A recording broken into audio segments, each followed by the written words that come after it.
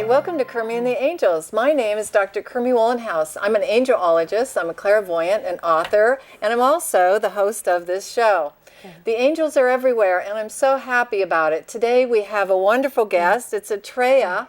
She's from SpiritsChild, and Atrea welcomes. Oh, we're so excited to have you. And I am so excited to be back. It's so good. And tonight what we're going to be talking about is how to have tools to help communicate with spirit. Mostly angels, guides, ascended masters, all kinds of things. But Atrea brought some things, so you know how we love show and tell. Yeah. And so I'm very excited about what she's bringing to the show tonight. And I'm going to put on her information so that we have it right away. And if you have any questions, you can talk to her or at this her email account, or also at spiritchild.com, which is where you own. Tell me about how long you've been in Tucson and owning businesses, and what kind of business do you do? And she's also a reader. She teaches classes, and that's what we're going to do tonight, is just kind of bring all your education to us. Well, thank you. I had a store downtown in the middle 1990s, and it was more focused on angels, where now my business, my store is more expansive, covering fairies and a lot of different other things. It's more of a wellness center now, where we teach classes. And you have such a beautiful space. There is not only kind of a retail outlet, but you have a really nice large space where people can come and teach workshops and classes, and it's very it's just a community center. I love that, where it's you angelic. just have that. And the energy is so great. I was there doing book signings, and I do a lot of stuff periodically there, and it's just, you're such a great asset to the community. Well, thank you. So tell me how you started.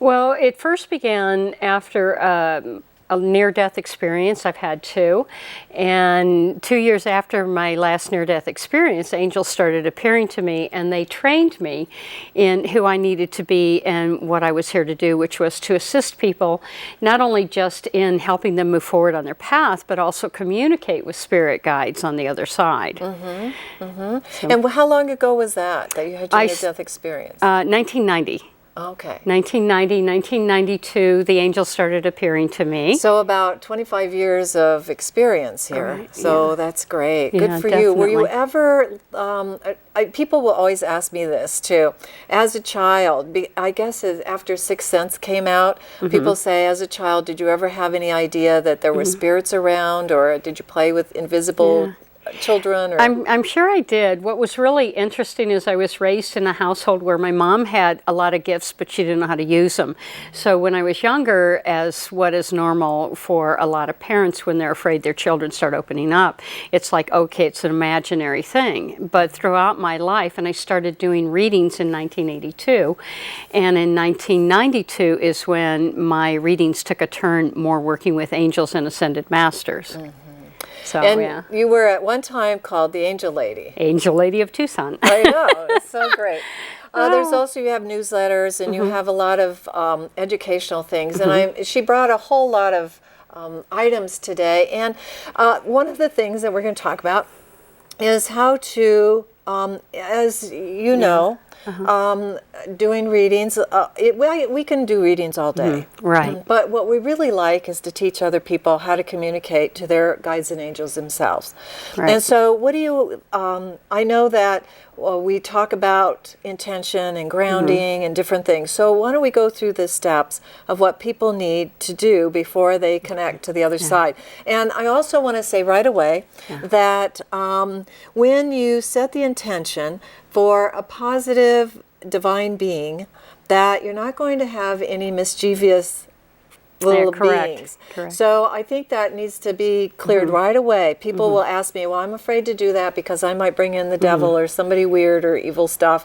And I say, once you have set the intention and did your prayer, so we're going to go through all of that tonight, just so that people know how to do this, so that there's no way. It's like having a phone call. When you call somebody, nobody else is going to get on the line. So, so tell me what you do. Well, there's a couple of different things I'd like to mention first. When people come into SpiritsChild, one of the things that happens is I've set the energy to be clean and clear so that it helps them release things that they need to release, and it allows communication so people feel the angels a little bit more. So I have a lot of people asking me, how can I communicate better?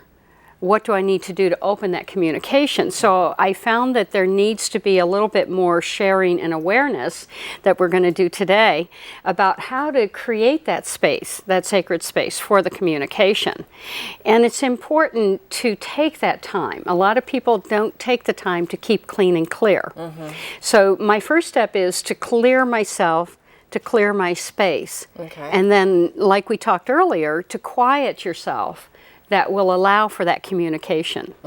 So sit in silence is nice, isn't it? So you have things here. What do you clear with? Okay. Well, the first thing is I try to use crystals to create a vibration that will allow the space to keep clean and clear, because sometimes these tools really help us and it makes it easier.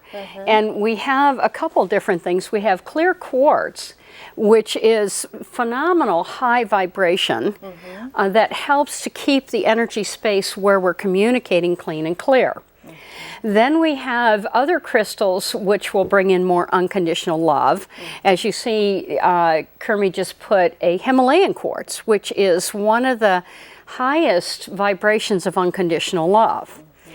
There are crystals that will help the guides to access you, the celestial beings, like angels or ascended masters. We have celestite, which is the #1 quartz for communicating with angels, among many other things. And so we have one of those too, so let me just kind of gingerly, they're beautiful crystals. And this is, and these are colors, I'm not sure if you can really tell the different colors of all these crystals, but the middle one is pink, and so it has kind of a pinkish love energy. The one at the bottom is more blue, and that's, how do you call that? Actually, the middle one is blue. Oh, I'm sorry, yes. The middle one's blue, and this one This one is the Himalayan quartz, and I know the guy that owns the mine, and he actually mines it, and he's got so much love in what he does. So that's really important as well. But I also feel it's important to have the clear quartz to allow the clearing of the energy. So once we clear our space, there's also other tools that we can use. Let's do amber, I love amber for clearing the space from previous meditations. When we go into, we create our sacred space, we also want to keep it clean and clear. The crystals will help us to do that, but amber seems to just clear that past communication. Amber, this is an incense, right? A resin. It's a resin, and then you can put it on a piece of charcoal. Is that correct? And then have the smell come. How about if you don't have that? Can you just do it? Well, you can also wear that to keep your space clean and clear throughout the day as well, because amber paste is also a perfume. Oh, great. Yeah. So if you don't have that, we do have sage, which sage clears another area. And sometimes Native Americans will use feathers in order to, birds represent live energy. The flapping of the wings creates energy.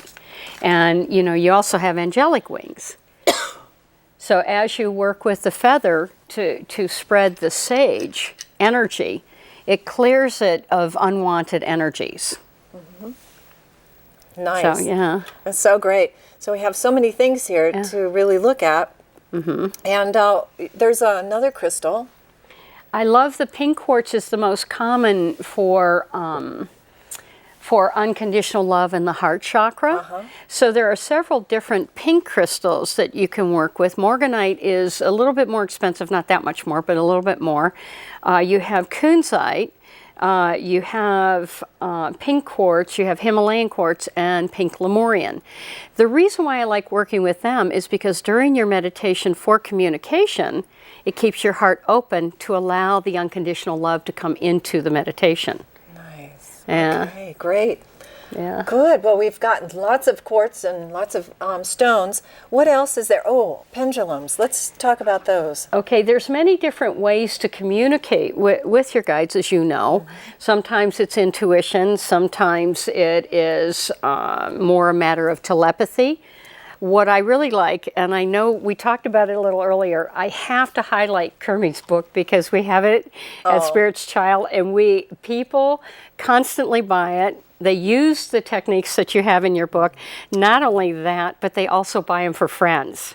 Because they find that your book has a lot of information on how to communicate with the guides. I also have prayers of intention. I tell them about grounding, all the different techniques and things like that. So thank you. So pendulums are just one of many tools. And there's different theories. It's pretty much like dowsing when people used to douse for water. But other people say it connects with the subconscious, and what you do is you ask the pendulum to show you, I said, show me my yes. And as you see, it's going around in circles, and I'm not moving my hand. So now I said I need a no, and I'm not even moving my hands, and it starts going no. So as you work with a pendulum, you can ask your angels yes and no questions. You can have a diagram for vitamins and minerals that you might need, and you can ask your angels. And this one was designed for Archangel Michael, by the way. And it's from a gal who's local, Patricia, here in town, that actually makes the pendulums. And she does a beautiful job. And that's quartz crystal. Yes, is it? It's quartz crystals. And then beads. And some feathers on there. Yeah, That's and the great. dragonfly. What's nice about pendulums is you can wear it as a wonderful little necklace. Yeah. So, nobody knows. Like, I'll be over the produce department and say, which apples? Or do I really want the donuts or the, the granola bar? And so it's really good. And people will say, well, aren't you just making this happen? And it's amazing because you can just keep your eyes closed and just ask a question, and it really does work. Tell me about that one. I always say it doesn't matter whether it's real or not. To me, it links in with your subconscious and the communication with your guides. This is an adventuring, or it might be, it's a venturing angel pendant that can be used as a pendulum as well. Okay, and again, there are so many different tools in which to use to communicate with angels and masters. Cards, angel cards are a wonderful tool. Runes, a lot of different things that people can use to enhance communication. A lot of people get upset because they don't have like the vision or the clairaudient, but the intuition and these tools are just as valid and just as important as if someone were to have, say, for example, clairaudient. And dream state. The dream state is another way that people communicate, which is what I do is I burn my amber to clear the night before I go to bed, and it leaves a nice sweet smell. And then it allows for the opening for the new communication for the next night. Oh, nice. I tend to smudge like you do. Then I'll use an incense. And I'll use kind of, this is a white sage. Now this is white sage incense. Now this is kind of like the one that we had here as well. And we have this too as well. That's angelic incense. Oh, interesting. And this company's been around since like the middle 1990s, if not before. And this gal tuned into the angels and designed the fragrance for each angel. Oh my gosh, that's so great. Sometimes I'll just go out to the woods if I don't have incense or anything, and I'll just say, universe, what can I use this incense? Because I'll be camping or something, and I don't have these tools. And they'll say, get a cedar bush or something on the ground or a twig or something. But white sage is very popular right now. Is that true? Yes. And I hear that it's a higher energy.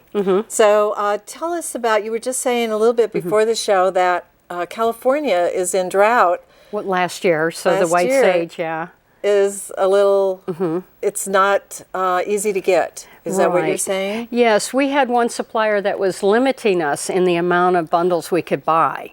And then we found another supplier. Well, now that the drought is over, hopefully this spring will yield a better crop. But white sage, some natives believe that white sage and blue sage do two different things. And again, like you said at the beginning of the show, I feel it's all your intention. If you use sage with the intention to clear any type of negative energy, worry, fears, anything like that, you can use blue sage for the same thing as well. Okay. So. And do we have any sage in Arizona, white sage? Yes, we do. Where? Yes, we do. All over the desert. Oh.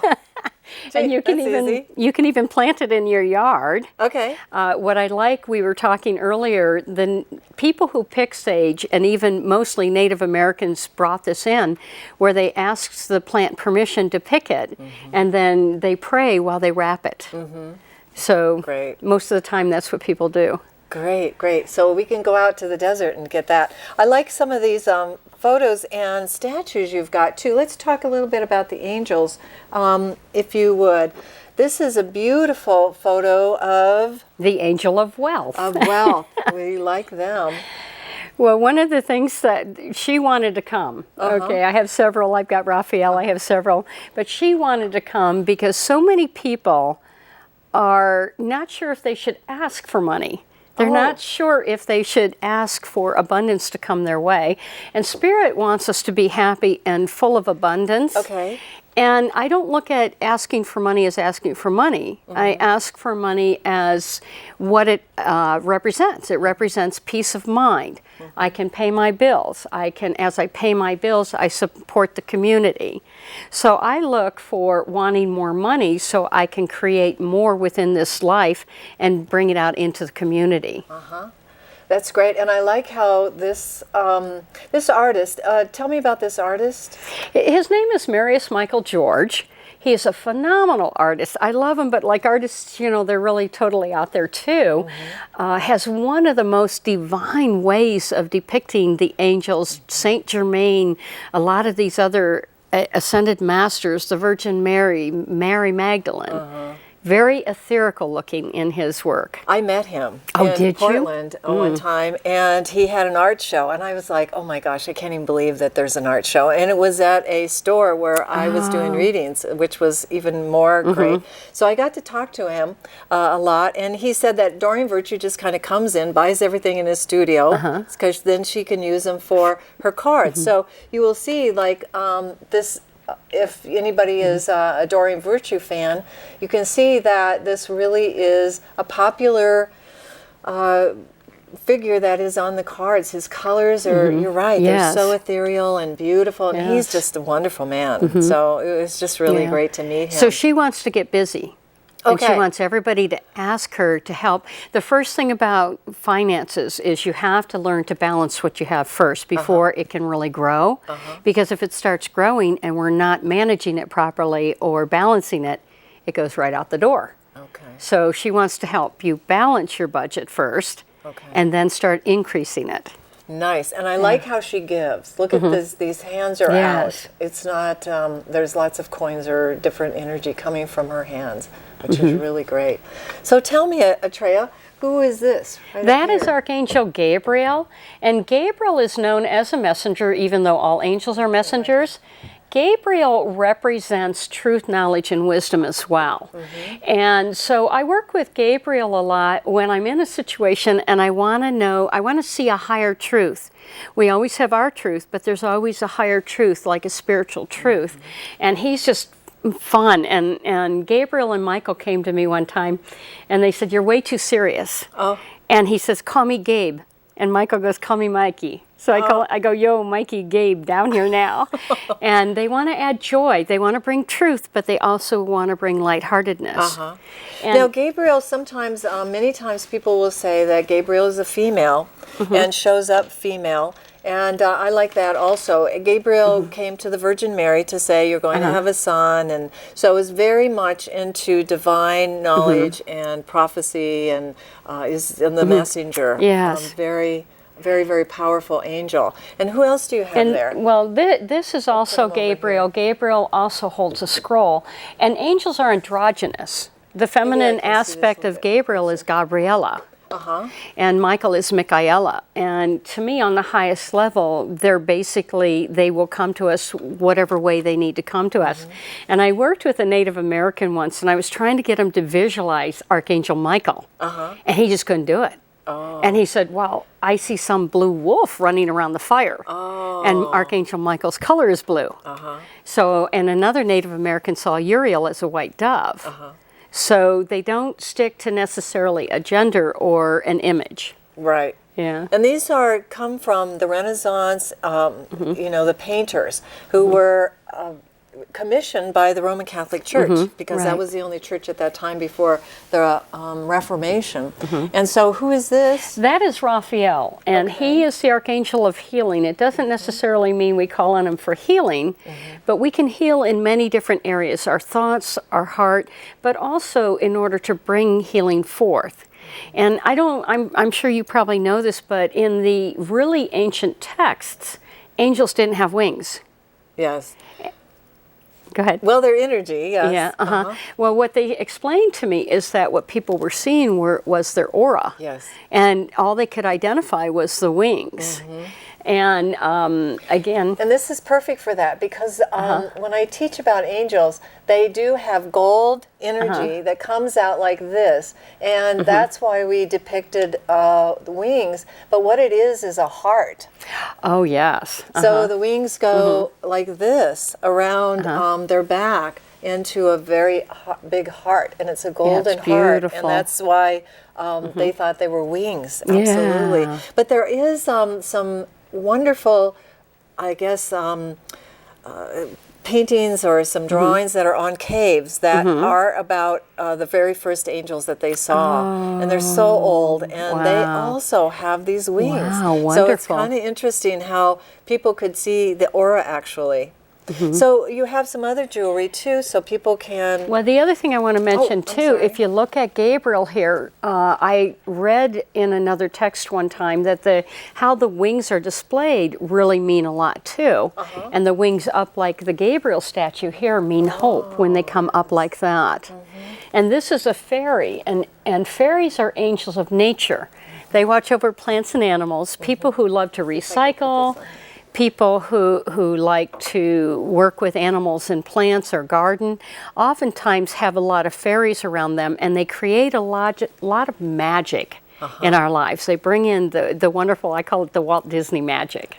And they also manifest very easily too. So when I see somebody that has fairies or elementals, nature spirits, in their aura, I say either you're going to manifest money or you're going to manifest prosperity. It depends how much fear you have and what you're putting out there, and there's a lack or there's not enough for me or something. I said you're going to manifest it, so change that around as soon as you can. Definitely. I love fairies. I did a little zine recently on fairies called the Fairy Patch. Wow. So, yeah, it's been really fun.